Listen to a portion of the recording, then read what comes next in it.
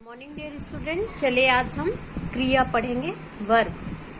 क्रिया किसे कहते हैं? जिस शब्द से किसी काम के करने या होने का बोध हो उसे क्रिया कहते हैं, है ना। जिससे किसी काम के करने का पता चले कि वो काम हो रहा है तो उसे क्या कहते हैं? क्रिया कहते हैं।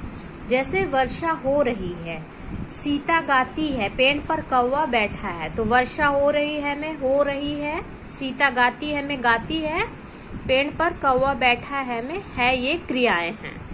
अब इसके पहले चलिए हम धातु समझ लेते हैं कि धातु क्या होता है। क्रिया का मूल रूप, क्रिया को जो मूल रूप होता है उसे धातु कहते हैं। जैसे सुमन किताब पढ़ती है, सुमन किताब पढ़ रही थी, सुमन किताब पढ़ेगी। ये तीनों काल में है ना, वर्तमान काल, भूतकाल और भविष्य काल में।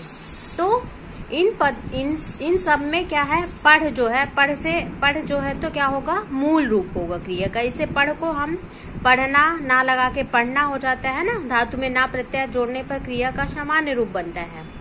तो जैसे पढ़ना हो गया, तो उसी तरह से जैसे नाच धातु में ना लगा देने से क्या बन जाता है? नाचना।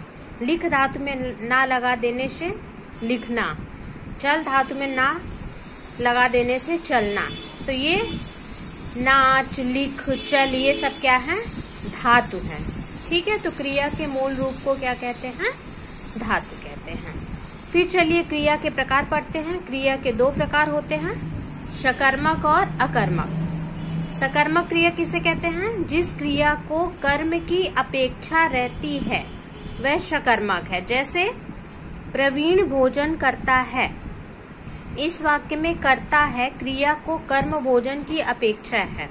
कर्ता प्रवीण के होते हुए भी कर्म के बिना उसका ठीक ठाक अभिप्राय स्पष्ट नहीं होता, अतः करना क्रिया सकर्मक है। अकर्मक क्रिया क्या हो गया? जिस क्रिया को कर्म की अपेक्षा नहीं रहती वह अकर्मक है। जैसे फूल खिलते हैं, इस वाक्य में खिलते हैं क्रिया को किसी कर्म की अपेक्षा नहीं है, कर्ता फूल है से ही उसका ठीक ठाक अभिप्राय स्पष्ट हो जाता है, अतः खिलना क्रिया अकर्मक है। तो आपको ये अच्छे से एक दो बार प्रैक्टिस करना है खुद से। आपको समझ में आ गया होगा कि सकर्मक क्रिया किसे कहते हैं? सकर्मक, जिसमें कर्म की आवश्यकता होती है। जैसे प्रवीण करता है, अभी यहाँ पे आप हटा दें कि भोजन, तो भोजन क्या हो जाएगा?